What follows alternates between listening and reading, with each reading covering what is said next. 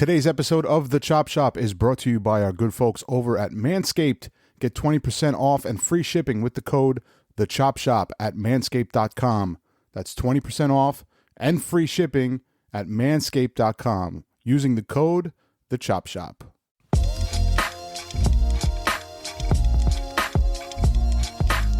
Man, you were right. The cannons. Welcome to The Chop Shop. I am Eddie James.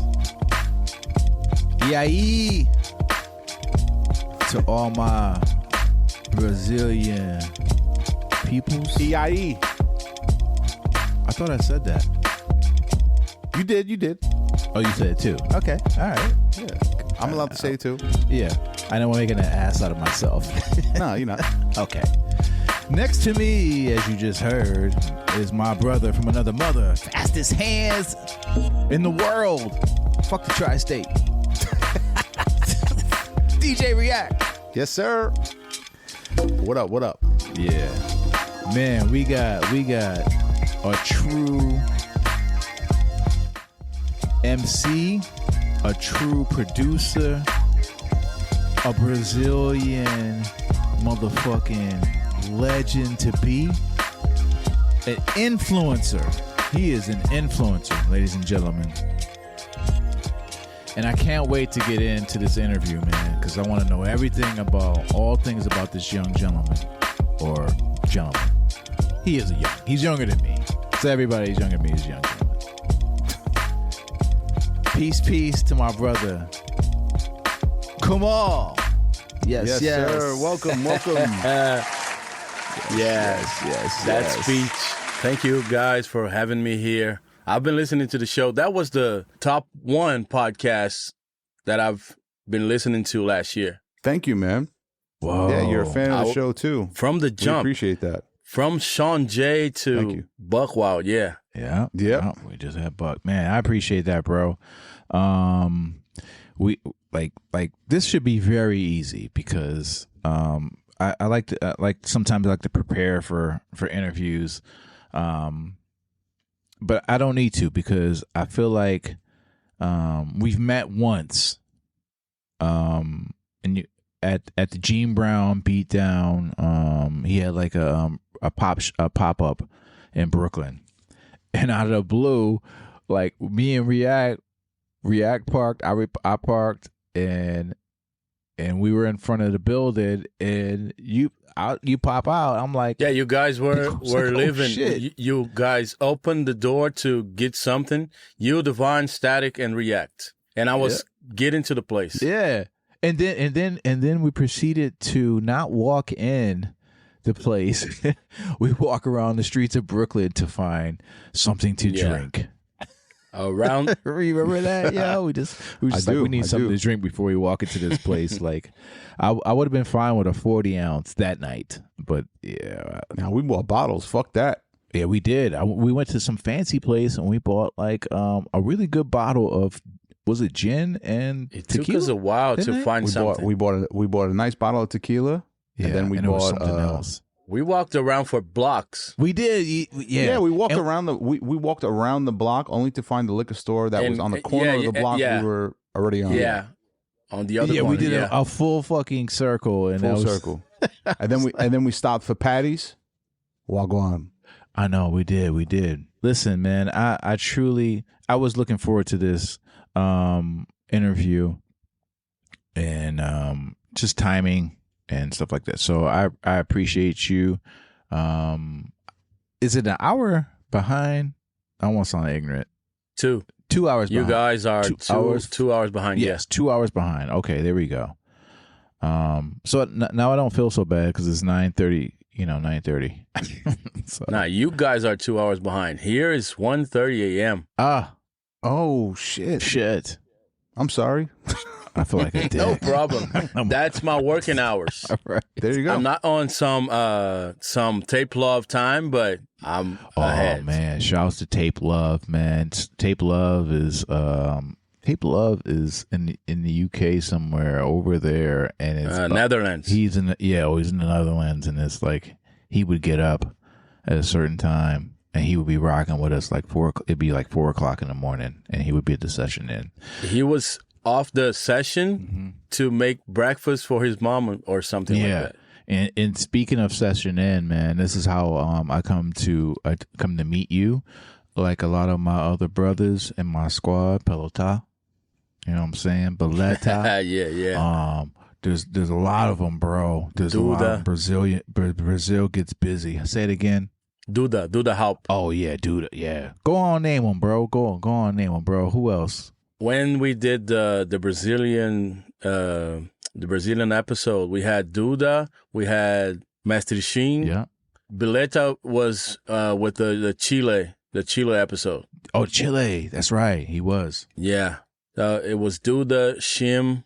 I don't remember everybody now, but Grow. There's a bunch of people. Dalmata was there all the time. There's some good people. Rian. Yeah. The guy Rian Beats, young guy. I've always loved the Brazilian sound, whether it be Brazilian funk, Brazilian jazz. I've always come to appreciate it and fell in love with it. Like since day one, since I started collecting records. You, on the other hand, my man, started off like a lot of hip hop kids. Myself, even today, we started off as we rode BMX bikes. They all ran together. BMX bikes, skateboarding, hip hop music, the whole nine, man. We all did it like either early 80s or late 80s, or even into the 90s, even 2000s, man, gravitate towards hip hop. You, however, started off as a skateboarder.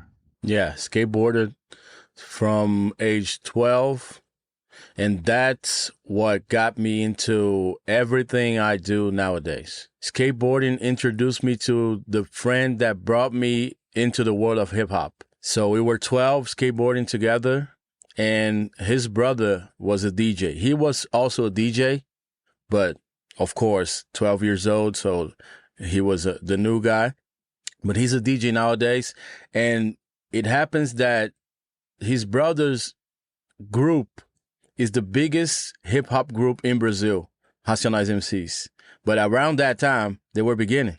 They were just starting to make moves. I know they coincide, and they always work hand in hand, especially skateboarding. You got guys like super MCs like Lupe who came in on Kick Push. Mm-hmm. You know what I'm saying?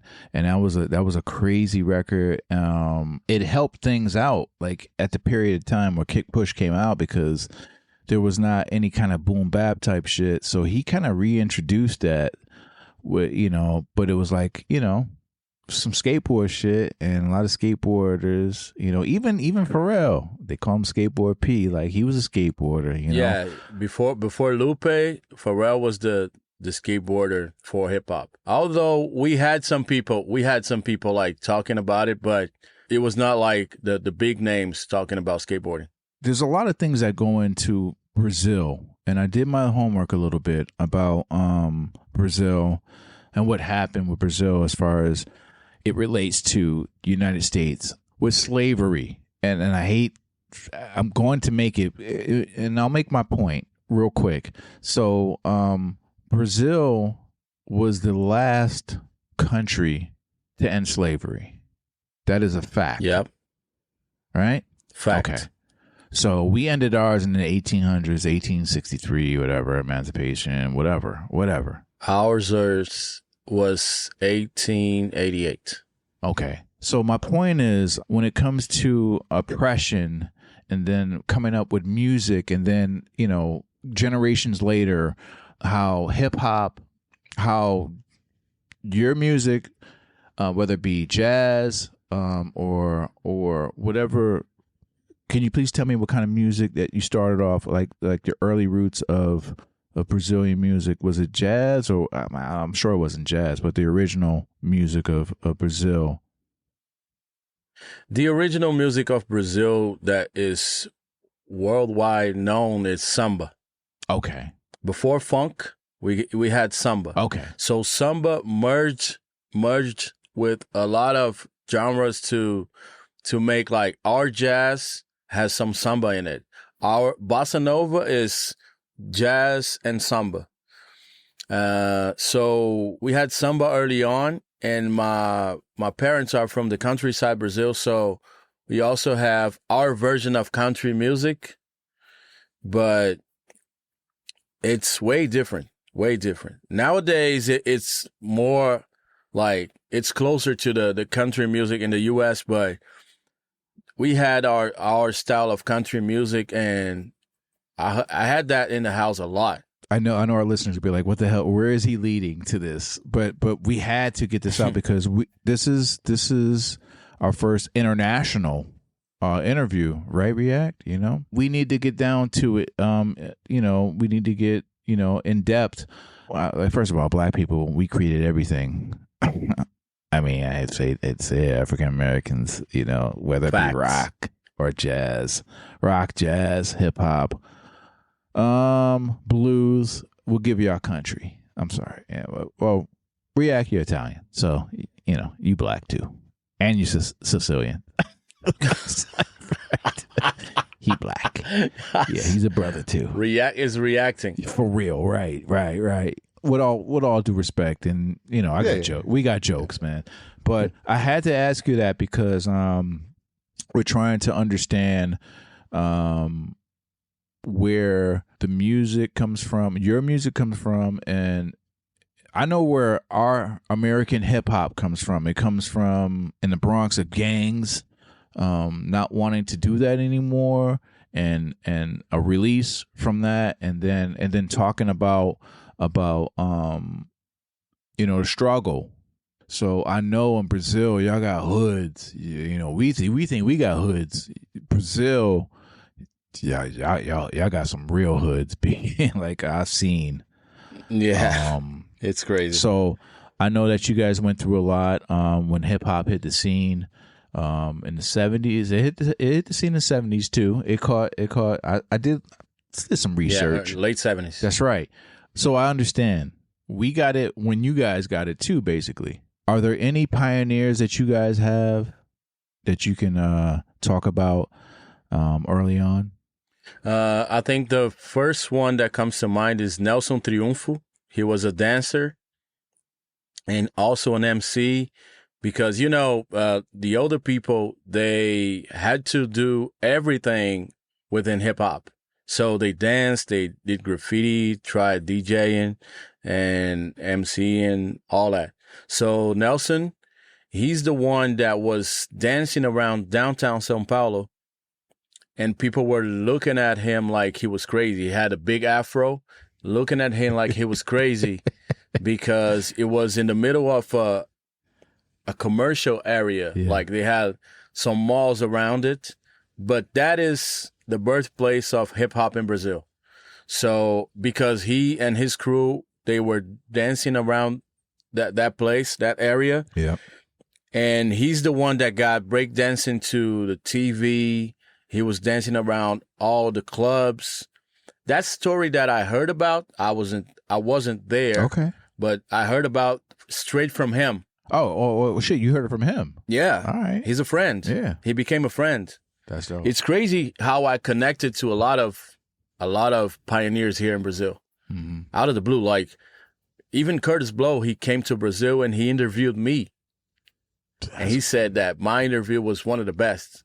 And I was like, oh, okay. Yo, did you hear that React? Yeah, I'm sitting here like, what the fuck? He got interviewed by Kurtis. I know. By the Kurtis Blow. Yeah. That's crazy. Shout out Kurtis Blow. Yeah, that's crazy. Christmas rapping. Oh man, dude, I know it was like yesterday. Ding ding, the first memory I have of Kurtis Blow was when I was watching Yo MTV Raps, and we had that America video. Don't you know America? It was like, I remember that. Yo, that was like at the end of like yeah.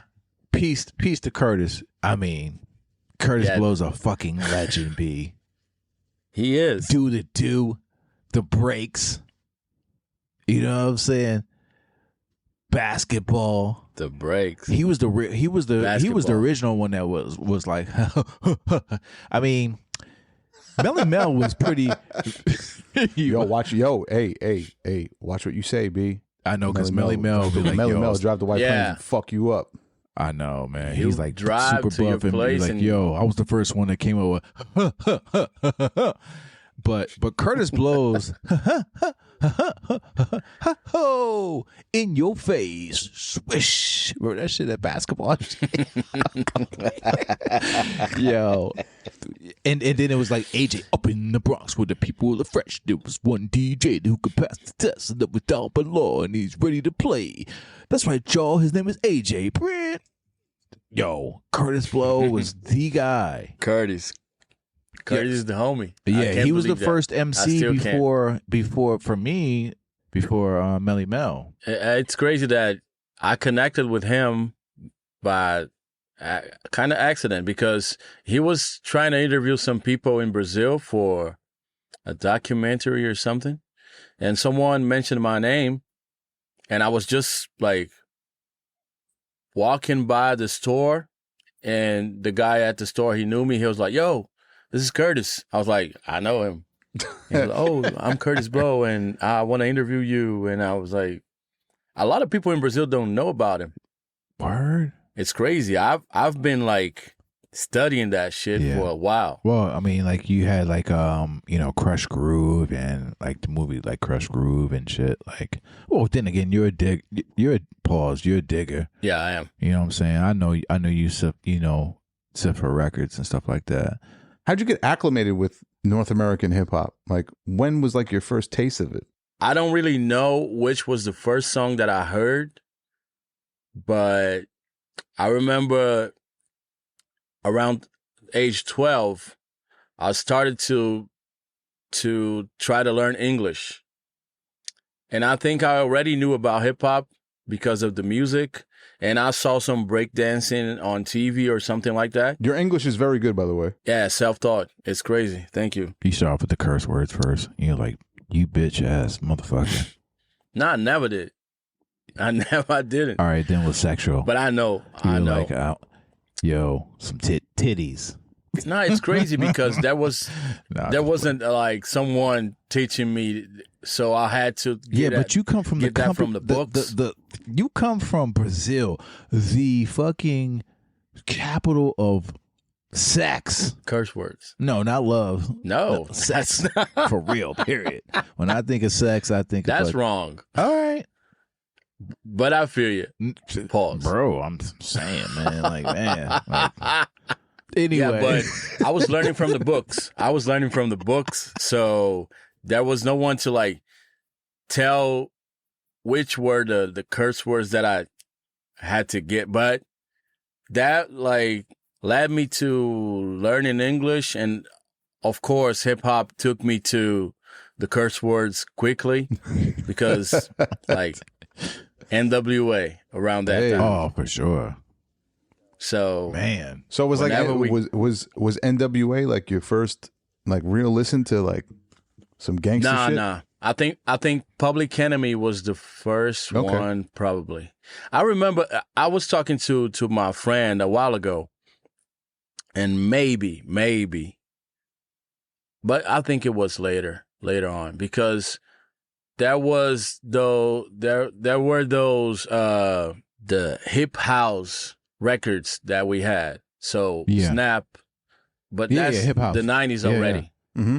Fact. That's the 90s already. But we had that too. CNC Music Factory, all that. Yeah, CNC, Snap, Yeah Kid K, Technotronic. I know Pump Up the Jam, I know by heart. Dope record. And actually, back then I try to clown those records because I was, we all grew up the way I grew up. And then when, but we've always had house music. We had house music and we played house music. And then there were, first generation hip house was like, but in a real way, it was like Jungle Brothers, but I'll House You. And then it came with all the other stuff. But, and I was kind of bad on that. Like, I was like, man, but now when I listen to it, like that shit is dope. Like even Snap and like CNC Music Factory, them shits are dope, man. All those records are dope. Turbo, Freedom. Yes. Yeah. fire. Nobody knows the name of those MCs like Ya Kid K, Turbo B, Freedom Williams. No one knows. They're never mentioned. But I think they had some influence on me too. Did you start off as a DJ, MC, or? It's crazy because, like you said, I started skateboarding. Mm-hmm. And then I was just a listener for like 9 years. Yeah. I became an MC when I was 20 to 21 because someone told me, an OG asked me like, why don't you rhyme? I had like, when I was 15, I wrote a rhyme and performed it at school, but just for some school stuff. Like it was a festival or something like a contest. I don't know. I don't remember. A music contest at school. But that was about it. Like I did that, got like second to last or something like that. But the guys that won, they were a samba group and they came to me like, yo, that was fire. You got that from Hacionize? And I was like, not really. I got some, of course, because I was around them. And that was my first rhyme. But not really. Some stuff I came up on my own. But I didn't consider myself an MC. I wasn't like writing raps and all that until I was 20. So I started MCing. It's funny you told that story because I believe somebody said the same thing. I think it was Jesse West who said he used to recite somebody else's rhyme or something like that. Yeah. We had the great Jesse West on the show who said that he did the same thing that you did. And then they were like, yo, that's really dope. Like, he got props for it. And then they were like, rap some more. And he was like, rap some more. Yeah, hold on. Let me. Yeah, but I wrote my rhymes. I wrote my rhymes when I was 15. But I got like a sentence or two from Hacionize inspired by them, of course. Yeah. But it was my stuff. Oh, so a cadence. Right? Yeah. A cadence. Yeah. Kind of cadence and some words, but not really the 16 I had. Not the 16 because I wrote the whole song for the school stuff. I wrote the whole song.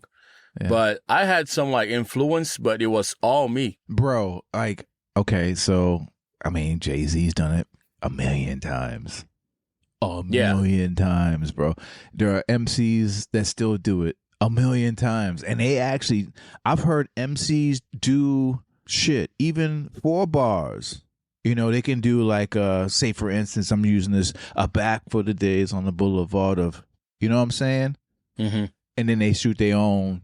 It's an homage, but. Right. So that's fine. To a certain point. Fine. To a certain point, yes. It's accepted in hip hop now. Like Jay-Z's recited so many Biggie. He's came in on Snoop shits, Snoop lyrics, right? React. Mm-hmm. That ain't nothing. Like, so I started as an MC, but I was a full on skateboarder until I was 23. You still skateboarding? Yeah. Really? Not really like I used to, but I get my board every other day and I push from the house to the subway, from the subway to the studio and back. But I became a professional in '98. So you would smoke Tony Hawk? No, not really. But I turned pro. I know a lot of pros that are my peers. Yeah. And skateboarding is a real big part of my life still. Wow. I did like the skateboarding. You can't What's that? Hard. Why not? I'll bleep it out. You can say, so there is a company. You can say this. You can say the special. Say whatever the fuck I want. Special needs skateboarding. All right. Thank you. There is a company. There is a company named Tired Skateboards. So there's a bunch of older guys, overweight guys, trying to skateboard like however they can, and they're good. They're like, yeah, I'm good with it. Yo, I can never stand up on a skateboard at all. Never stand up? Bro, terrible. Had no balance. Listen, I'm first generation skateboards. Telling you right now, first generation skateboarders. This was before like pause, like the long boards. We had them little tiny ass fucking skateboard, like the little tiny ones. Like they were like they had like Eddie would like say sharks. that he was before Marty McFly with the Back to the Future boards. Oh yeah, the hoverboard. Now before the hoverboard, the '60s board that he has, like he gets the way before the hoverboard. No, but The hoverboard will be now. right, exactly. Our skateboards weren't as they weren't big at all. They were like tiny ones, and they were like pointed at the top, and they were like you didn't have much room to really flex and shit like that. Yeah, I remember that's the first board I rode was a DM, and it was a freestyle board. Right, so I'm not talking crazy. Like Nah. everybody knows. Like we all skate. Like, in my neighborhood, we skateboarded, and we did it. Where was that? Syracuse? Yeah, Syracuse, New York. Peace. Shouts out 315. Right. So you were MCing. Were you one of those MCs that there was lack of beats, or did you have who were your first MCs? Like we want to know everything, man. Because this is our first international one, so it's very important that we know about your influences as far as MCs and everything. The early ones are the ones from here. Taiji, he's a pioneer. He's on the first compilation. And of course, Racionais. So Mano Brown is the biggest name here. And everybody is influenced by him. Okay. Like everybody. Okay. Everybody. Even the ones that came before him, Yeah. they were influenced by him at some point. Okay. So he's a real influence in Taiji. Okay. There is a guy named Rappin' Hood, and he happens to be the older brother of my friend that also skateboards. His name is Partiun. He's also an MC and producer. Yeah. And we were hanging out at his house as well, so he was an influence. And they were all listening to Public Enemy, NWA nonstop. Man. So I got to Chuck D, Ice Cube, Yeah. Ran. By the way, my favorite MC in NWA was MC Ran. Oh, word. Okay. And- Yeah. Word. What a cute. Yeah, Ran. I don't know why, but Ran. Rem was very.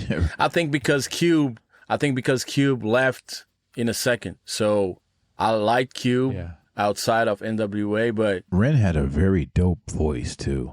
Like yeah, Ran was like Inspector Deck in NWA. oof. Yeah. Okay. So it was mainly Taiji, Brown, Rappin' Hood. Yeah. There's a guy named Eliefi. He lives in the Bronx nowadays. Okay. He's been living in the Bronx for a while. Eliefi was an influence. I started watching today on Netflix. Was it Emicida. Emicida? That was it. I can say that. I'm his OG. I did my homework on that. Like you came before him. Yeah. Around the same area, but I came before. Yeah. I saw bits and pieces of it. Were you in that documentary? Because they had some old footage too. Like, Yeah. I don't remember if I had some footage, but I'm definitely around them around that time. The old footage. I was at the concert that day. I was there. One of the nights I was there. so you were MCing, and what was the point where you just said, I want to start doing music for myself? So what happened was, here in Brazil, we didn't have that much access to studios, to production equipment. So what we did was we went to the store, got the latest 12-inch with the instrumental on it, and we had something written already, or we wrote to that beat and went to perform somewhere. Like we were performing before going to the studio. So okay. I already liked quote unquote different style of hip hop. So I went to get the instrumentals that no one really paid attention to. So I remember the first one we bought. The first one I really wrote something to was the intro to Group Home. Dun, dun, dun. Dun, dun, Yeah. dun, dun. Yeah, I remember that one. So I wrote something to that when we formed the group. I was 20 around that time. Yeah. And then we had the Crooklyn Dodgers, the one and the second one. Oh, my God. So the first time we performed was on that beat. I think the first one, the Q-Tip one. Yeah. That was it. That was the original. That was the first one. And the second show was already to Royal Flush beat, Ice Down Medallions. Ah. And that show, that was my second show, but we were the opening act for the big names in Brazil, Taiji, like I said. Yep. So we performed first on a show that had a lot of big names on the bill. I remember I was leaving to the show. I was leaving the house, and my pop said, "Aren't you taking a camera?" Because I had a VHS camera, the small one for skateboarding. And I said, "Nah, MTV will be there." And MTV interviewed us right after the show. And it was our second show, 5,000 people. That's fire. That's fire. So, second show ever. Yeah. Ever. And I think, I'm not sure of that, but at the end of the instrumental, we didn't have nothing written. So we had the instrumental rocking, and we were there like doing nothing. So I started to freestyle. So maybe that is the first freestyle ever on TV in Brazil. Maybe. Yeah. Probably. Crazy. Oh, wow. That's crazy. Let me get this straight. You were performing records before recording them. Yeah. Because we had the lyrics, we got an instrumental, and we were just doing shows around the city. Here in Brazil, it's crazy because we wrote to the American instrumentals anyway. Everyone did that. Right. It's like when on the early stages in the U.S. when you wrote something to a break. Right. Our breaks were the 12-inch instrumentals. So we had like the Royal Flush, we had Universal Magnetic, we had Big Puns, I'm Not a Player, we had Exhibit, Los Angeles Times. Yo, that's crazy. You said Universal Magnetic by the homie Sean J. Period. Like Sean J. So were you just like we met in the Session during the pandemic, and shouts to Battle Ave, Session Inn. Were you like, oh shit, that's Sean J? Of course. Yeah. I told him I was a fan. Yeah. Right off the gate, like, yo, Sean, I'm a fan. Yeah. And I started to name the production that he had that influenced me. Like, yeah, everybody knows the Universal Magnetic. Everybody says the Bush Babies, the second album. Facts. Yeah. Everybody talks about that. But I said like Network Reps. I said the Artifacts, and he was like, oh. Yeah, he really knows. You know the B and C side records, right? Yep. Now, how'd you access those records? At the store. At the store, some people had that, okay. And they had like one or two, and no one wanted them, so I ended up getting them. I was reading the booklets from like early on, right? So when I got like the boot camp for the people. The Illinois. Yeah. I know that's Sean J. Yeah. Wow. Shouts to our good brother Sean J. Period, who was the first. We're coming up on our year. 1 year. Anniversary. Yeah, 1 year. And Sean J. was our first guest. So you were a big fan of his prior to you starting to produce music. When did you start producing music? And what type of equipment were you using out there? Did you have access to, high-end shit? Nah, not really. Like I was saying, we didn't had access to the equipment at all. So I went to a friend's place, and we were talking about recording something, like getting a demo together. And we knew people that were already going to the studio and making records and performing and like had a proper career. So I went, the first time I looped a record, it was on a Gemini mixer with the big round button that had like 12 seconds sampling. With the sample, yep. Yeah. And I remember I looped Duke Ellington, John Coltrane, In a Sentimental Mood. Dun-dun-dun-dun-dun. That was the first loop I ever made. Ooh. And it was before the Mood Swings record. Inspired by who? The thing is, my friend, he got a record and he said, yo, there's a sample here similar to the record that you guys perform on. It was Los Angeles Times. Oh. So there was a bass line. But I remember when I heard that, I was like, yo, this is a dope piano sample. So I tried to loop that. That was the first one ever. After that, I was already listening to records from my Pops collection, and I found a Brazilian sample that I said, that will be my first beat ever. Mm-hmm. And it was, because we got SoundForge, and after SoundForge, we got Fruity Loops 2.5. But SoundForge, I was waiting. I was eager to tell that part of the story, because I remember people saying like, I had a Tascam, pause tapes, and all that. Someone gave us a CD with SoundForge on it. So my friend in my group, the other MC, Sagach, he said, yo, I think I found a formula so we can make beats on SoundForge. So he had a marker with a hi-hat. So he looped the hi-hat until we had like a good tempo to it, like a BPM. Mm-hmm. We found the BPM, like we were like lowering the pitch until we found the BPM that we liked. This is so we had the marker. Oh, wait a minute. This is going to be crazy.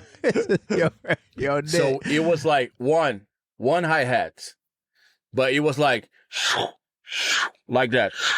So we erased that, put the actual hi-hat on, repeat that for 8 bars, like 1 to 8, count to 8. Then we place the snares. Then we cut the sample on SoundForge. So we made beats like that for a minute. And we took that to a guy that had the MP, and we tried to reproduce that on the MP. How'd that work out? So you were fucking sketching stuff out on SoundForge and then going to some dude with an MPC and trying to recreate it? Yeah, before the Fruity Loops. Yeah, before Fruity Loops. I knew about the MP. We didn't have no MP, but we knew a guy that had it. His name is Bomba, like the bomb. Yeah.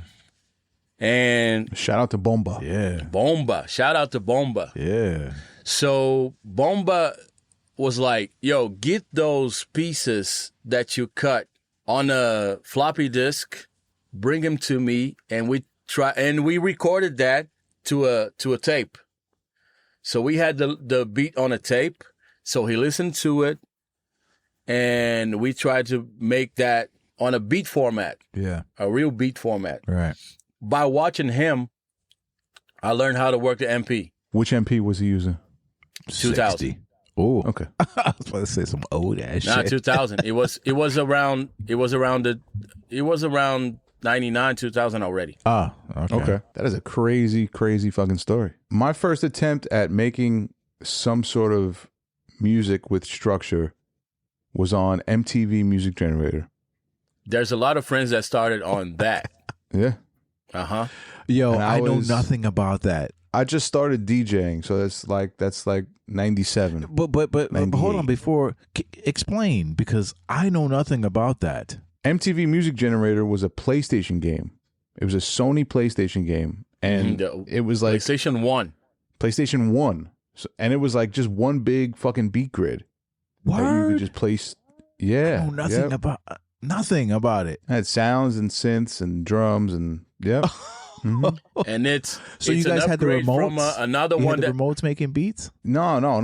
I mean, like you used to have to place, you know how like the bars in Fruity Loops look like with the fucking boxes. I'm not familiar with it, but I know what it Yes. looks like. That's what MTV Music Generator looked like. It looked like a whole page of that. And then there's one before that called Hip Hop EJ. oh, I don't remember that. I don't You can remember use one. that, Eddie. Hip Hop EJ. Like my name, like my real name. Yeah. There were some loops. You know, that's what people call me too. My friends and Yeah, family so call Hip me Hop EJ. You can look that up. So yeah, we started on SoundForge, but I heard about the MP, so I had to get the guy with the MP. I knew him from the parties that we went to, and my first equipment for real, it was around 2000. It was around 02. It was an ASR 10, but I couldn't work on it. So I had to get an MP. I wanted an MP. I still have the ASR 10. Is at my friend's place. He thinks it's his. He thinks it's his, but it's mine. Right.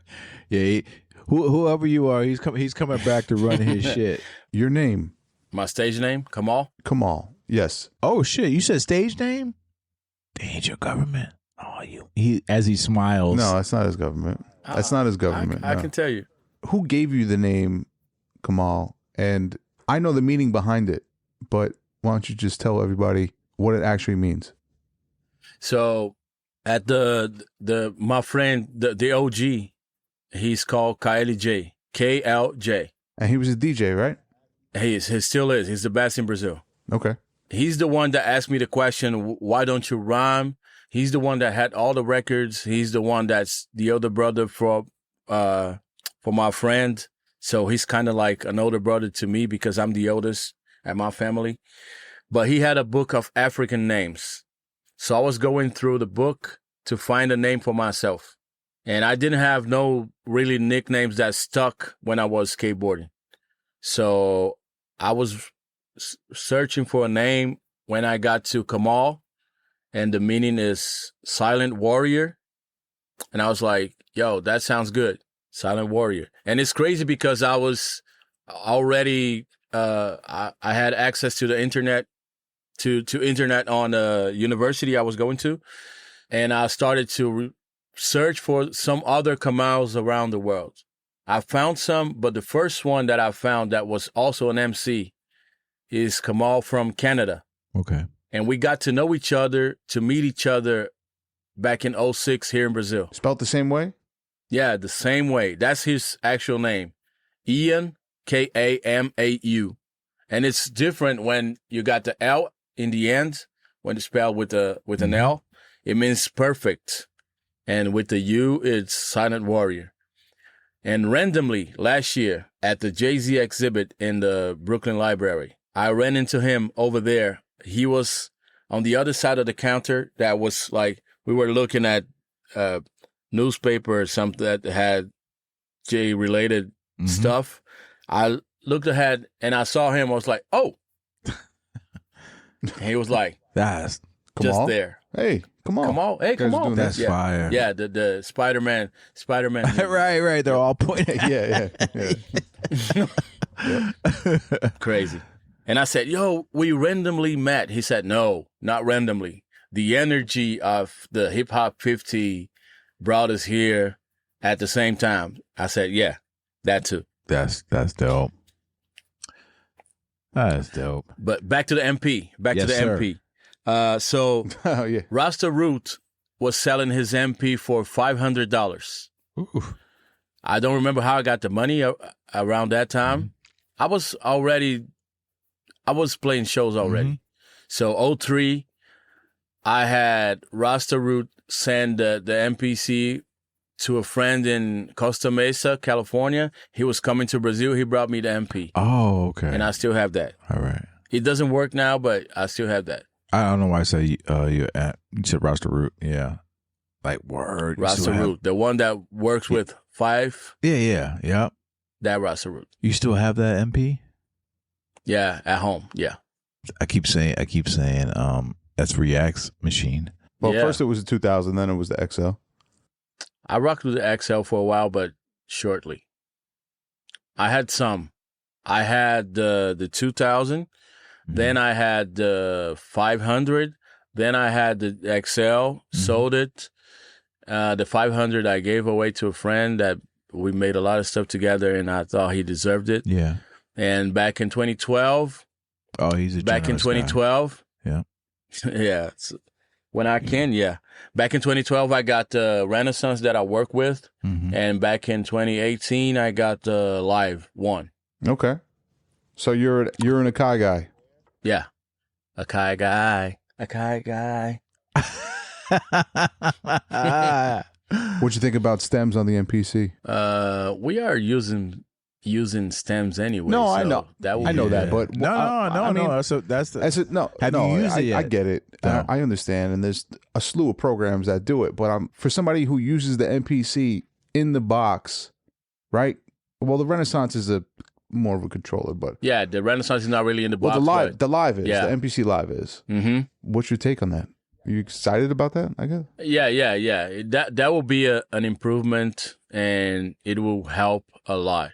I still have to get my way around my live because I love the 1.9 point something software for the Renaissance. No, the workflow is totally different. Yeah, I'm still used to this one. I had a Renaissance too for 2 seconds. A few, and you gave it to Eddie. no the Renaissance. I think no, I returned. I returned the Renaissance. All the episodes, it. I'm like, know, React got something, and he gave it You to Eddie. know, Well, hold on. I bought the MPC Renaissance. I returned it, and I bought a machine MK2. He did. A white one. Yeah. An all white machine And MK2. He gave it to me. I gave that to Eddie. Yeah. Did I give you any money for that? I gave you some Anyway. money for that. No, that one you paid for. That one you I paid paid for The micros all of you- them except for No. The No, micros you didn't pay for. except for no. Except The for micros Looking you didn't pay around. for. both micros. You didn't pay for either of those micros. That is cap, bro. No, Yo, it's not. DM That him is his cap. Venmo. I paid for that No, little man. micro, and I Maybe didn't the pay for first this one. You maybe I paid for maybe the first one. Stop. Maybe the first one you gave me a couple Thank bucks you. for it. Drop No, your I gave Venmo in the chat. Yeah. Send me paid some for money. the first one. Eddie takes all my gear. You should make that a fucking T-shirt. Yeah. And Send put React Chop Shop money. on it. Yeah, Yeah. please. Yeah. I inherit So, all yeah. his stuff. But go ahead. Yeah, that's you good. do. That's good. You might Because you inherit guys this. should work You together. might inherit this Arturia behind I me. see it. I see it. very soon. For real. I'm. It's taking up space, B. I might have to go back to my little jaunt back here. So yeah, that's the first. That's all the equipment I bought, and I have some other stuff around here, but mainly the MP is my go-to. What are you Okay. dumping into? What are you dumping? Everything Hey. into? Hey. Pause. Hey. Pause. That was crazy. I do everything on the Akai software, then I export it to Logic. You're better than me. I still don't do that for nobody because I don't give a shit. And it's crazy because you get the 2-track B, and if you want some stems, I'll send you the stems, and good luck with that. but there's like two reasons for that. Yeah, One is that I mainly produce for myself. I rarely get stuff to other people. And two, I can really mix. So I'm here at the studio that is it's a classical studio for hip hop in Brazil. This room that I'm in is where a lot of classical hip hop was recorded back in the 90s mainly. So there's an engineer that's the best engineer we have in Brazil since 88. He's on the very next door. What's he doing? He's mixing a record right now? Not right now. He went home, Oh. but his room is right here. So I just get the stems, get it to his room, and he got I don't know. He's on the SSL now. He just mixes it, Like I recorded my first solo album here at this very room, and I'm here since 2018. Let's play some fucking records. I got, I didn't even know, excuse me, that you were on the Session In compilation until Eddie brought it to my attention. Oh, hold on. No cap. And I'm not taking credit. I suggested. I was like, we got to get the brother Kamau on the album. Yo, thank you for that. No, and I am taking credit, but I'm not taking credit. How it might look. You know what I'm saying? But I know. I'm dead ass serious. I was like, because there was decisions being made, and I was like, yo, we got to get our brother on there. So, I'm not looking for a thank you. No, I'm not looking for a thank you, but even though I'm a generous guy. Though, exactly, man.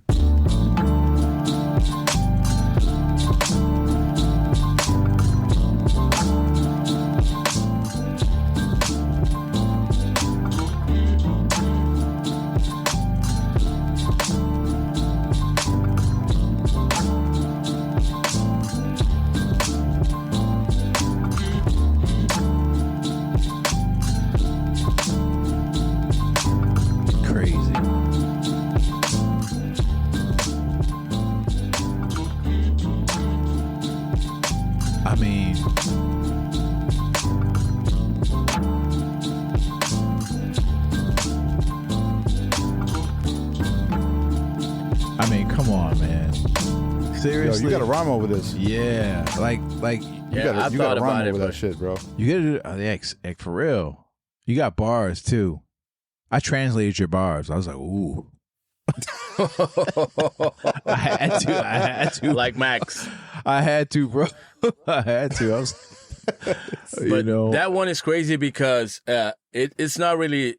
Now it's not really a sad story, but I made that one when our friend passed away. He was living in the U.S. And his name is Sorriso. His name was Sorriso. His nickname. Sorriso. Yeah, Sorriso. Sorriso means smile. And he has a son. He just had a son named Miles. That's why my joint is called Smiles, one for Ed, because Edmar was his actual name.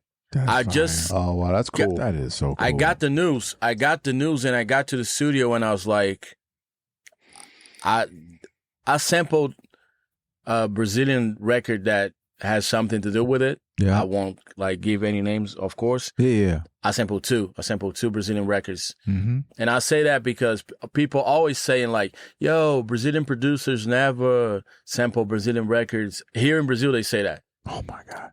And I'm I sample all the Brazilian shit. Yeah, but the Americans, they get away with a lot of stuff. Oh. But I had that one when he passed away. And when Slop was asking me about some tracks for the compilation, I sent him that one. And he said, yo, that's the one.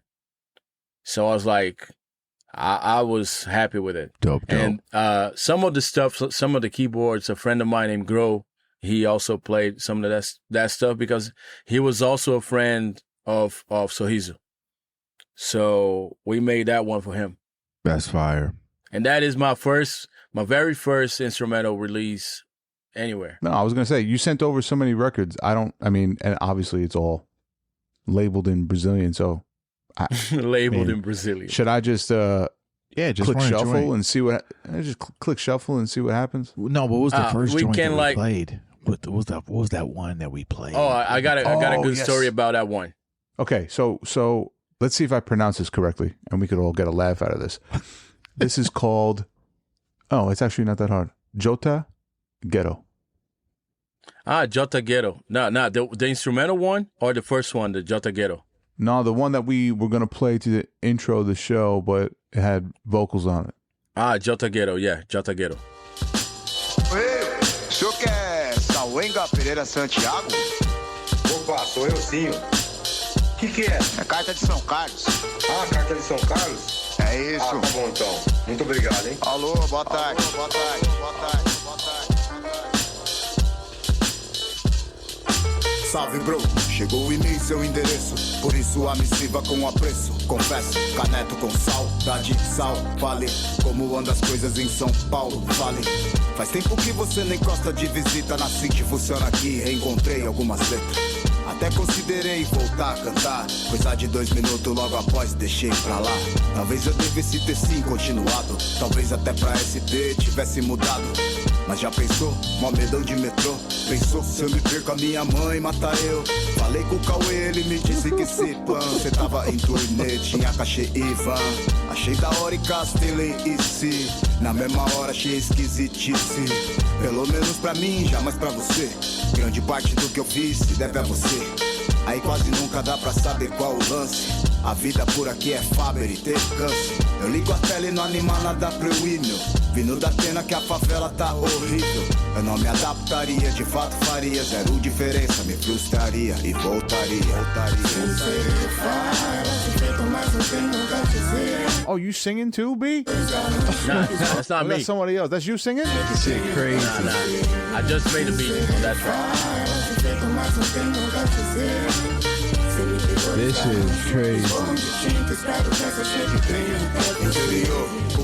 I just realized that I sent you the version that has the Hammond organ on it. Man, we don't care. That But- shit is fire. That shit goes, bro. That shit is fire. And B. it- Shit It's goes. crazy I have because- no idea what the fuck you're saying, but Yeah, that really is not me because that one is my friend Jota Guerrero. He's the MC. Yeah. oh, my bad. Okay. Hey, but the But- Oh yeah, produced by you. I'm sorry. Yeah. yo, but but that one- the bass lines and shit, the bass lines moving. Yeah, the bass lines I got a friend to Ooh. play that. I don't Because- care. Like listen. The other stuff is like when I don't know how to do stuff, but I know how it would sound with someone else playing it. So that's you produced it. So Period. I've said it a million times. If I can't, like when I do a beat and I do a chop or whatever, and then I have somebody play the bass line, like let's say a DJ Static or a Tone Clef from Suburban Plaza or a Matthew Jameson. You know what I'm saying? Mhm. Play bass lines. The power of collaboration is that's what it is. That's the thing, Yeah. man. Like it's wonderful. and you got to know how to delegate. That's right. Right. So I think sometimes some people think that, we're not producing a joint just because. No, it was your idea.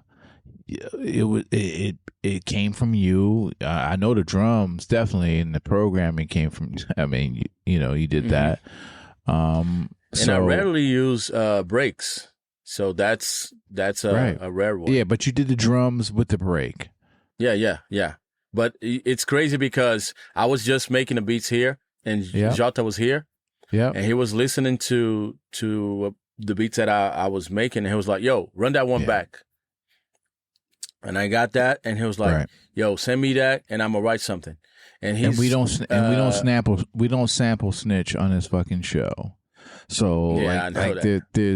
there's other platforms where you can just, if you know the record, you do your own research. Like it's enough for us to just say, Uh-huh. yeah, I you learned use that like, sample a while yeah, ago. Exactly. So But the thing is, Jota is he's saying like, what if he didn't come to live in São Paulo and stay in his city of São Carlos, that's countryside Brazil? Like he's writing a letter to a guy that lives here. So okay. it's a crazy story of what ifs, and it's a great one. Let's get we can get the Lupienza record. Lupienza is rhyming in English. He's the guy from Canada that also. Oh yeah, Lupienza was a part of the Brazilian squad at Session in Brazil. Estratégia, querida. Eu amo o que eu faço. Eu nasci pra That isso. one is all me. Então é um dom que eu tenho. It's just the truth, alright? It's just the truth, yeah. It's just the truth, alright? It's just the truth. It's just the truth, alright? It's just the truth, yeah.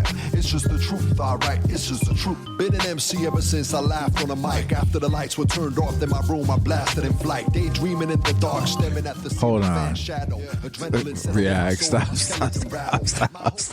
Stop. Wow. just the fucking vibes. The vibes alone, man. The vibes alone, just straight to the heart, B. Like, It's crazy. I'm sorry. I mean, like, start it over again, B. É um dom que eu tenho. It's just the truth, alright. It's just the truth, yeah. It's just the truth, alright. It's just the truth. It's just the truth, alright. It's just the truth, yeah. It's just the truth, alright. It's just the truth. Been an MC ever since I laughed on the mic. After the lights were turned off in my room, I blasted in flight. Daydreaming in the dark, staring at the ceiling fan shadow. Adrenaline settled in my soul and my skeleton rattled. My whole being is stuck between these black and white keys. It might be why I get these fat ass beats to like me. Alright then, let me make it clear, I won't repeat it. As long as I'm inspired, my music will remain therapeutic. Keeps me motivated and orchestrates my healing. So stop getting in the way of what I'm feeling, yeah. Reeling up the memories, give thanks for the future. My blood boiling with sample chops, vibes that'll suit ya. The roots deep, so I move with caution and respect. Select the right energy when I launch into a new spectrum. Electromagnetic, I'm the man of this blue planet. Here's some stamina for your camera, lights and actions, damn it. You can feel the room vibrate. I break the tide past the tide break, so say goodnight when the fight breaks. My time is running out, so best to step, amigo. The real battle remains with my own ego's ego. Regardless, my truth lies between these lines I write. There is no strategy, I was born to kick it, It's just the truth, alright. It's just the truth, yeah. It's just the truth, alright. This crazy. An exclusive. A world premiere. No, this one is out, but it's not really known. So a world premiere. Gotta get the world to hear it. Exactly. That's why. That's fire. It's crazy because I don't know if you guys know, but the loop sessions started in Brazil. I did not know that. The very first one was in Brazil, and it was Lou Piensa, DJ Marco, and a guy named Bob G. That's Bob G. Okay. The other name was not really going, so Bob G is the one name. And I think Dr. Mad was here. He's also from Canada. Mm-hmm. So they just like brought the equipment to the Casa Brasilis, that is a shop, a vinyl shop here in Brazil. Mm-hmm. And they were just making beats, sampling from the same record. And that started to be a thing. That became a thing. So they took that to Canada. Canada took to somewhere else, and that became the Loop Sessions. In Canada, they revamped it, the name, and became Loop Sessions. But it came from Brazil, from Casa Brasilis. That's dope. And that one was for a Casa Brasilis session, a Beat Brasilis session. So we sampled the same record from an artist. It's out there, so you guys can just check that. And Lou asked me for the beat. So I made that beat, probably the whole beat, in like 2 hours. I've always been a fan of Brazilian. Just Brazilian, like I said before, jazz and funk. Just the way to my heart. But bossa nova. The music that I truly love and still listen to. Heavy. Come on, but all that beautiful music out of Brazil, how does this next generation really make a mark from Brazil with hip hop, like moving forward? Like, because I know that there is 808 side of Brazil music, right? And then there is,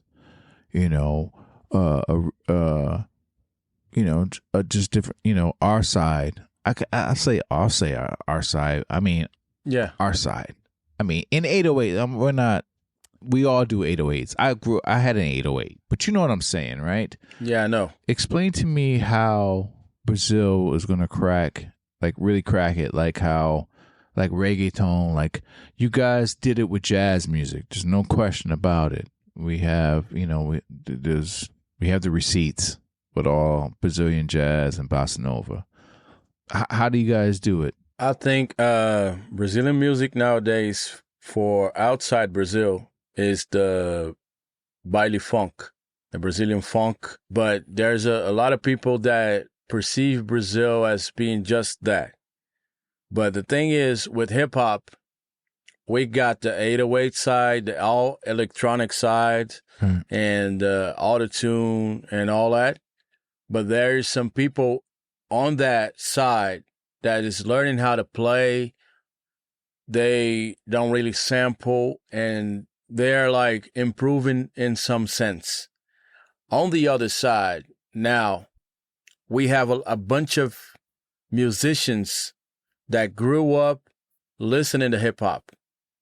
So the hip hop that we make now is getting like richer in texture and melody and all that. The music is gonna develop a lot more because we are not limited to what we have already pre-recorded.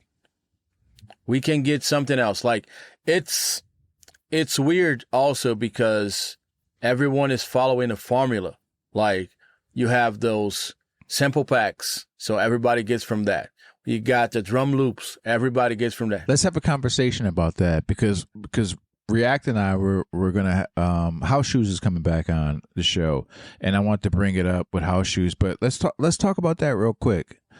How do you feel about that? I feel like it's good for some people, but it's really bad for lazy people. Like lazy people, they get it to the bad side because it doesn't like I've heard most of the interviews here at the Chop Shop. Yeah, and the thing is, early on, everybody had to be original to stand out. Yeah. And nowadays, the thing is, you have to sound like something they know to fit in. So is that the producer or is that the industry, period? Everything. Talk your shit, bro. Everything. Of course, it's good to have like people giving you options of sampling without getting sued or without having to spend a crazy amount of money. But people just rely on that and get lazy. So it doesn't help the evolution. That's right. All that struggle that Marley had brought us here. Having to find a kick in the snare. How we did in the 90s, like a kick in the snare. Yeah, I remember that. I used to chop the kick and snare from hip hop records because I thought that was the thing to do. I learned better. Like no, there was no people, nobody was safe. If any drum, I don't care if it was a new record or not. Like in the 90s or even nowadays, like if you leave, if we find a snare that's naked. The D'Angelo snare. Everybody got that. Oh my God. Like shouts to Ike Lee, my guy. Ike Lee. I sat with him when that Voodoo album came out, and there were so many naked kicks and snares. Yo, Voodoo. Things Fall Apart. That Gangstar, All for the Cash. Everybody got that. Yeah. But even before that, but I know for me, even before that, so what I was saying, like even before that, I was finding anything nobody was safe where first of all, some of those drums weren't original, so some of those producers, they all got it for another record. I didn't know the records, and to a certain point in time, right? Stealing from a thief. That's right. Oh shit! Say it again. A thief stealing from a thief. So exactly. That might be the realest shit on the show for real. No, seriously, because there's no biting and shit like that, but in terms of you saying that, okay, yeah, like if I was sampling a record that was produced by a certain producer, and then I would take that snare or kick and then, it was from somebody else that they got the original record from. So yeah, a thief stealing from a thief. The thing is, we were like on the easy route because it was already compressed and like sounding good. Ooh, So yeah, okay, but I don't know. We've heard a lot of stories like people stealing Marley's reel with the drums, and Kanye is stealing the Eminem's floppy disk. oh yeah, All that. That's right. Yeah, I got to tell you that I used to subscribe to Scratch magazine. yeah. So I've read a lot of stories about production. A lot of stories. I can tell you one big like cap story. 06. Go ahead, bro. Premier was in Brazil and I was his translator for a workshop. And they had to get him to a room with the MP so he could like try to make a beat in front of everyone. Premier looked at the 2000 and he didn't know how to work on that because he was used to the 60. That's right. We all know that. So it was me and another friend that helped Premier to work on the 2000. So I had to like teach, quote unquote, Premier how to use the 2000. He never finished the beat, but he was like, "Yo, how do I do this? How do I do that?" And we helped him. 06. We're gonna clip this. And we love Primo, but Primo's like that with mixers too. Like he like OG. I think he's still using a Rain 62. and no, and that's okay. Like I'm not saying that. Now he's on the Renaissance now. Oh yeah, and I'm speaking in terms of DJ. I'm speaking in terms of DJ. The mixer, the mixer. Still using the mixer, 62. Yeah, because I remember he was like, "Man, I can't get jiggy with this shit." Yeah, and he's still using an MPC Renaissance. That's right. Yeah, and it's crazy because he just wanted to use what was comfortable with, felt like was the right equipment. Yeah, absolutely comfortable and the workflow, everything. Like the two turntables on one side of the mixer. All that. We need some music. We need some more music because the people need to know about Mr. Kamau, Session In, Gang Gang, Pelota. You can play the Kamau 12 outro. That's the latest one. Disse, talvez essa sequência acabe aqui. Desde consequência, tanta coisa que não cabe aqui. Só pensando alto há um tempo que ninguém sobe aqui. Boas intenções, trocando ideia, não tem lobby aqui. Soube que alguém me ouve lá, sou muito grato. Se ninguém é obrigado, agradecido. Fino trato, 12 dessa, fecha a conta. A vista até onde alcança. Na pista, nessas andanças, quem não cansa ainda afronta, tá sujeito. Visado e raramente revisado. Tudo errado no mundão, mas a gente foi avisado. Numa guerra ninguém ganha, quem lucra quer que se exploda. Segura seu comentário se não sabe a ideia toda. Mudo de calendário e de Two questions. Talvez fique por aqui. Favorite MC and favorite producer all time.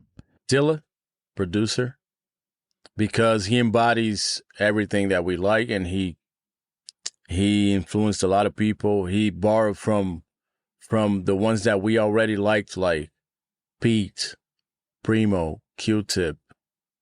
Of course, all of them are on my list, but Dilla is the one that sums it all up. And as far as MC, it's crazy because I can't like get one person to be my favorite MC. I get a lot of stuff from a lot of people that I like. But who's I like the as one? a listener. Who's the one? There's gotta be one that just like It's difficult. I'm gonna tell you, like, I've seen a bunch of live shows. I'm also a top of the head freestyler, so I've always looked up to that. So rocking shows and freestyling and records and all that. I'm in between two now. Two. No, we'll give you three. We'll give you three. Okay, so Give you three. I'm gonna get those three. Okay. Brown from Brazil, Mano Brown. He's the most influential on me and most of Brazil. On God. Pause the news. Pause. He's like, the way he writes, and he's also a producer, and he rocks the stage like it's crazy. I've seen a bunch of De La shows, and it's still the best live show I've ever seen. I believe it. And the one that is not really an influence, but I relate to it, is like we are thinking alike and like performing alike and all that. Common. Top of the head freestyle. Oh, yeah. Rocking shows. Yeah. Reinventing himself a bunch of times on Resurrection, B, Like Water for Chocolate, Electric Circus. He reinvented himself several times throughout his career. Oh, my God, yeah. And he's never on people's lists. No, he's not. He should be. Yeah. He's in my top 20. My top 20. He is. In my top 20. I think, yeah, he might be. But people never bring his name up because we never get to the 20. We like top 3, top 5, top 10. Hey, but 20. There's so many rappers, though. Yeah, but there's a million MCs. There's so many. And 20, There's so many. 20, if you think about it, 20 is super duper impressive.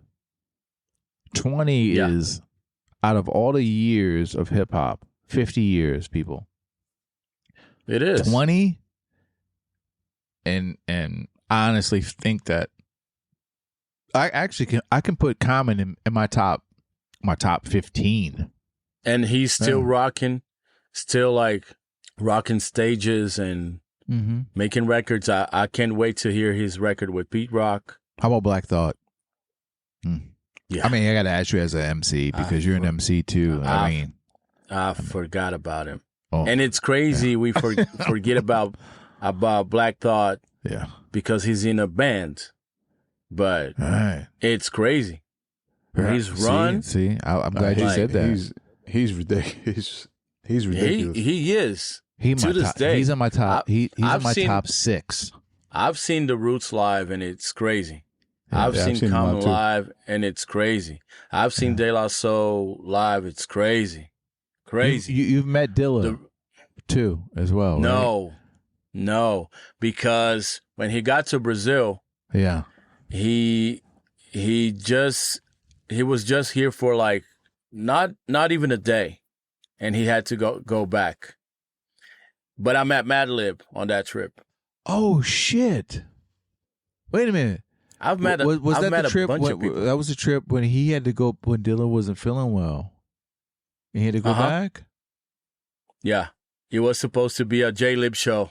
That's right. He like I think it was documented too. Like he had to fly back. It's on the book. It's in the book. What? I'm sorry. It's in the Dill Time book. I remember. My friend met him. Dan Charnas. My friend met him. Okay. My friend got to meet him, and he's the biggest Dilla fan in Brazil, definitely. Right. And I'm glad he did because I know what Dilla means to him. Yeah. Like for him, it's like. And we're like, nowadays we're friends with De La and everyone because of.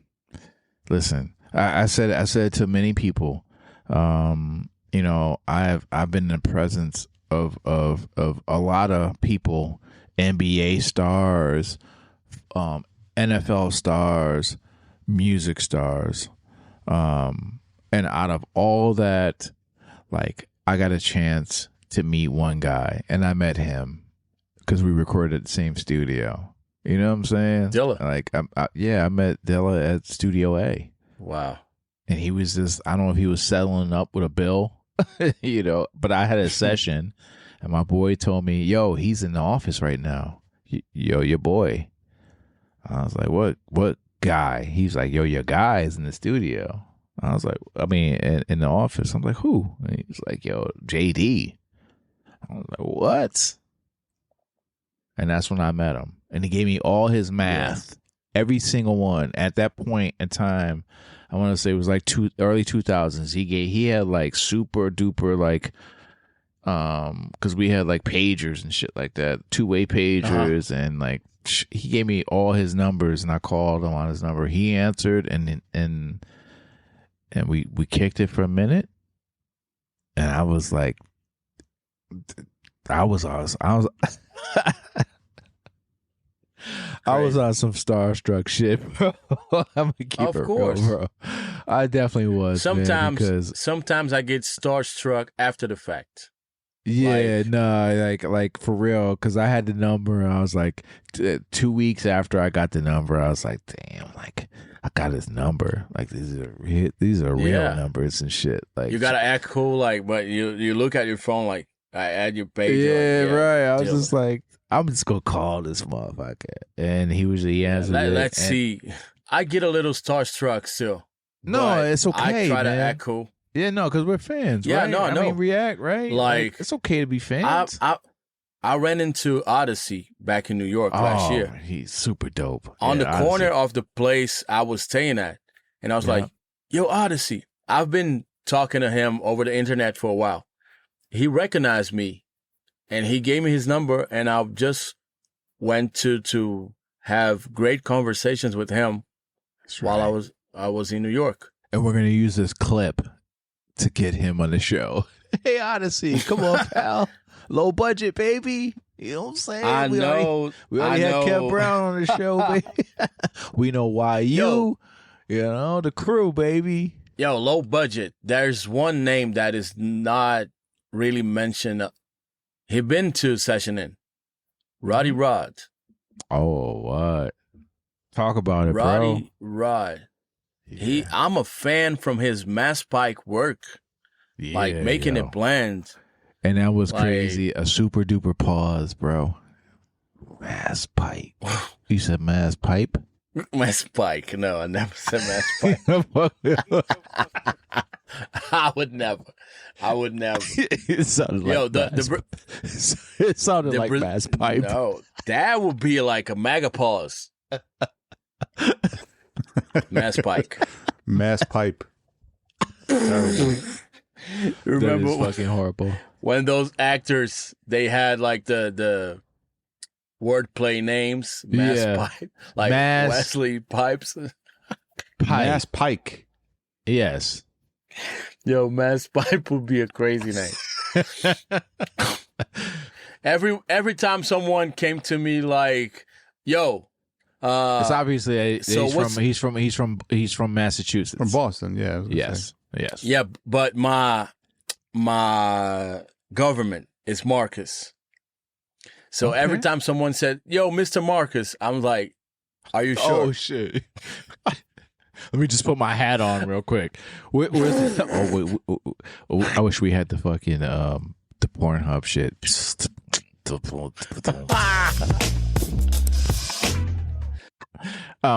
So at the end of the day, we were talking about you know, your MCs, producers and MCs.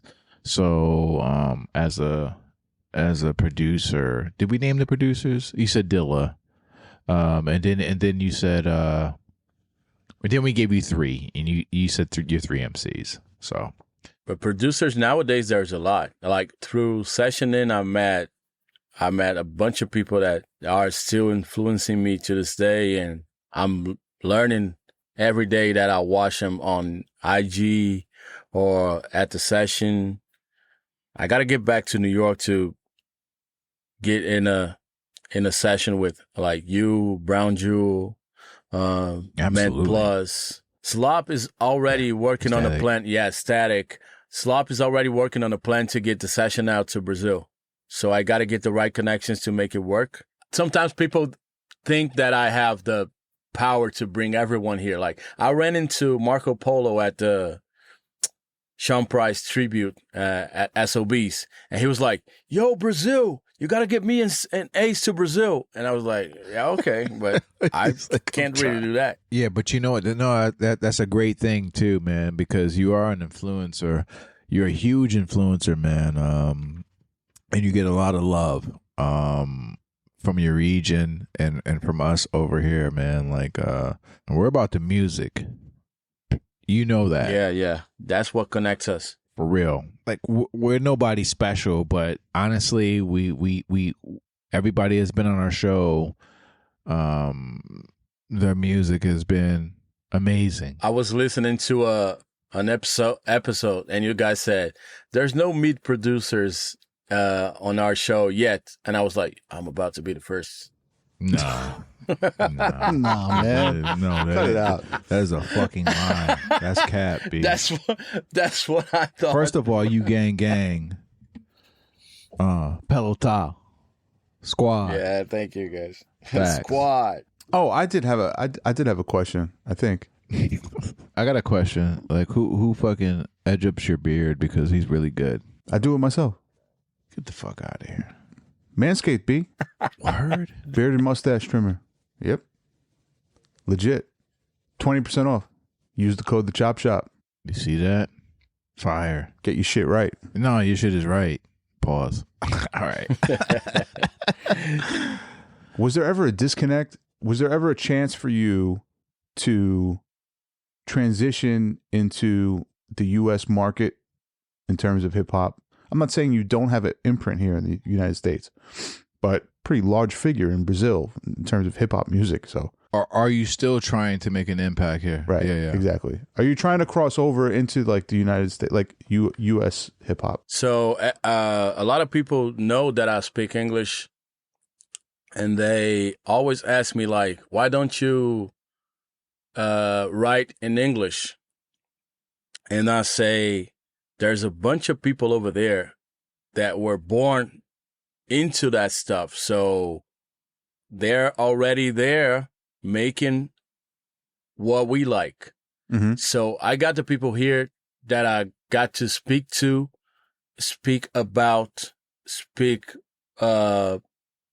like, I got the Portuguese. Portuguese is a difficult language to get to places. Like Spanish, Mm-hmm. there's a bunch of places that speak Spanish. The U.S. has a Spanish market, but for Portuguese, it's way harder. Right. I never really tried to. I want to work within the U.S., but not really. I don't see myself transitioning to the U.S. market because of the language barrier, mainly. Maybe I could like be a little more active on the producer side, but I know that and that's not a cap. I know that I got fans in Portugal. I got fans in Angola. I got fans in Mozambique. So it's easier for me to go to Portugal, to Europe, or to Africa, Mozambique, Cabo Verde, and Angola, than me going to the U.S. trying to. I've wrote like three songs in English, tops. I think collaborating it's a good way. Like I'm already working with there's a guy from LA named Kid Abstract, and I have a song with him. I'm working with John Robinson. I'm working with J. John Rawls. Robinson. I have a song. You said J. Rawls too? Yeah, I have a song on J. Rawls' latest vinyl. It's me, Middle Child, and Tavares. And it's vinyl only. Oh man, shouts to all of them, man. And it's Portuguese. And John Robinson is super fucking dope. Yeah. John sent me a beat and he wrote to it, and I'm writing to it. I sent him a beat. He's already working on it. I have connections with J Live. He's an MC. Yeah. Agent M. You said J Live too? Yeah. J Live is the homie. Oh my God, J Live. Shouts to J Live, man. J Live is a legend. Yeah, he is. So there's a bunch of connections that I made throughout through sessioning and just from the internet only, and also when I was. And you traveling too. You travel. You come to New York. Yeah, and I love it. Like for real, on your own dime. Like you came through. You was just like. That's why I said like prior to this interview, I'm like, yo, you're a New Yorker, B. And that story I was about to tell you about being a New Yorker. There's two. One, yeah. John Robinson came to Brazil because they were bringing Raws, and since they were talking about the book that they made together, I said, bring John Robinson too. And we managed to bring him. So we were walking around, and he was telling everyone like, I'm the mayor of São Paulo. I'm not really, but for them, it seems like I was. So he was telling people like, yo, Kamau was so New York that he went to New York and messaged me like, are you in town? And he said, which town? I'm not in Brazil. But when I said, are you in town? It was, are you in New York? Because he wasn't living there anymore. He's living in Atlanta or something. That is the first one. It's crazy because I didn't realize. I was like, yo, are you in town? And he said, which town? Oh, that's my town now. And the second one, when I ran into Odyssey, he looked at me like, yo, you look like a real New York. And I was like, not really. I went to his place when I was going back to where I was staying. I said, pause for a second. Yeah, you are a real New Yorker, because when I met you because when me and React met you, we were in Brooklyn, people, and he just had the t-shirt. Yes. Yeah, with the backpack and the... I don't know, was it a t-shirt or was it a tank top? Tank top, yeah. I had a tank top, and I was drinking Arizona probably. Exactly. So what I'm trying to say, Brooklyn, like New York. When we first met Kamau, just this past summer, he had the tank top on. That's Brooklyn. Period. He's tank top, backpack, Arizona in the hand. Yes, he had the tank top on. I was like, wow, okay. And Odyssey said, yo, I said, the subway is this way, right? He said, no, the walk here is way better. I said, no, there I know I can jump. He said, oh, you a city boy now. Out here jumping the turnstiles in Brooklyn. Yeah. Odyssey trying to get you arrested and shit. Nah, I paid for the subway like 3 times. I know you have. Like around 40 days, 3 to 5 times tops. Wow. Terrible. Wow. I had to spend that on records. Oof. Or Arizona. We definitely have to do a part 2 with Kamau. I can't thank you enough. You are my brother. You are our brother. You are a super duper influencer. Your music is fucking dope. Thank you. I'm so glad to be a part of this. The legacy already, because all the guys, all the people that you brought to the show, really, they either made history or are on the way to make it happen. Like JT, Tyvan, Brown Jewel, and you guys are making history too, because a lot of people, they want to know. They want to know about what was Buck Wild thinking when he made the whole beat. Whoa. And like, how it's like to be a producer in Brazil. How is Brazil like? Because people think it's like the jungle or something like that, or just soccer, or a bunch of Neymars running around. Yeah, there's a lot of people that say that. Yes, I know. we have world 5 times world champion DJ, and people still think that we're like 5 times. Speak his name. Eric J. He won the Supremacy twice, the All Vinyl once, 2016. Yeah, online Supremacy twice, All Vinyl, and the ITF back in 2016. He did. Like, we're getting to the DJ shit real quick. We're gonna do a DJ episode. Yeah. Well, I'm we might going have to. do the I'm chop going shot. You know, DJ shit too. Yeah, we can. I mean, Anyway. I mean, All right. yep. Anyway, no, he bodied it though. Anyway, Kamau, brother. Thank you, brother. Thank you so much. We Thank love you, you. thank you. Gang. Pelota. Thank you. I gotta thank love you, brother. Session In. Gotta thank Yes. Eloquent and Slop for bringing me into the Session In world and meeting. Yeah, shouts to Eloquent. Yo, React. We gotta get Eloquent on there. Yo. You got to. Eloquent. Fucking You got to. Yeah, come on the show, bro. Come on the show, bro. Eloquent, yeah. come to the show. And man. I can't wait to get together with you guys and buy records and chop, pun Yes, sir. intended, a lot more. No, you got a place to stay. You stay here. You stay Besides here. Brooklyn? Yeah, White Plains ain't Brooklyn. No. White Plains, trust me, you're gonna get a good night's sleep. Yeah, I can't imagine. We'll have minimal sirens, but there are sirens here. I went to a place in California called Walnut Creek. That is like quiet and all like, so I can only imagine because it's close to Oakland, close to San Francisco, but it's like quiet. Just super silence, right? Yeah. Yeah. No, White Plains, New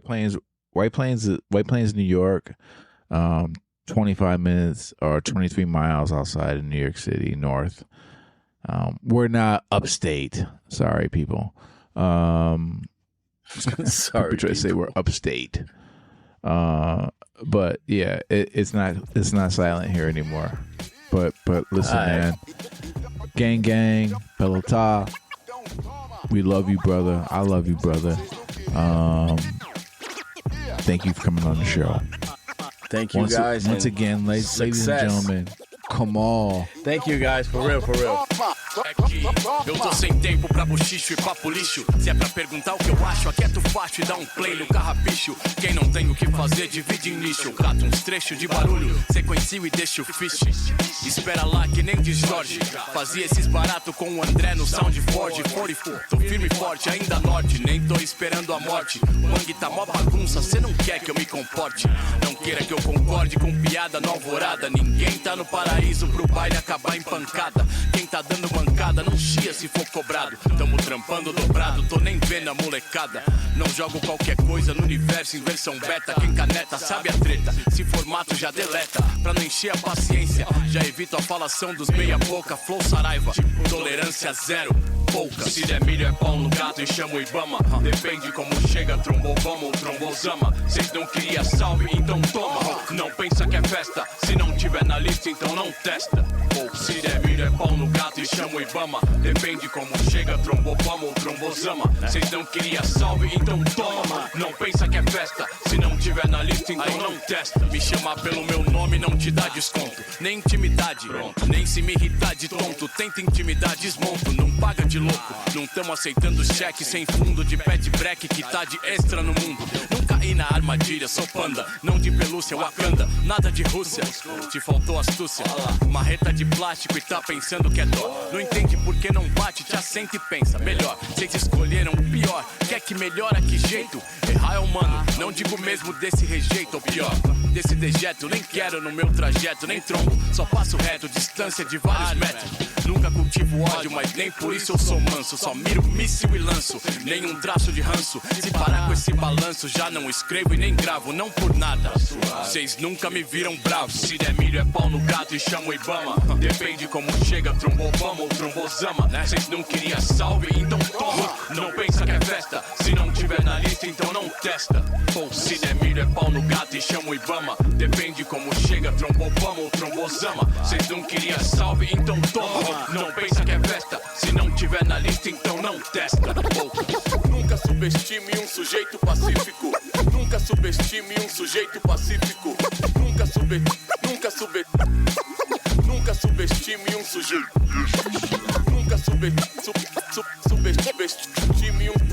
um sujeito pacífico. Nunca subestime um sujeito pacífico. Não me tira de tempo, vixe.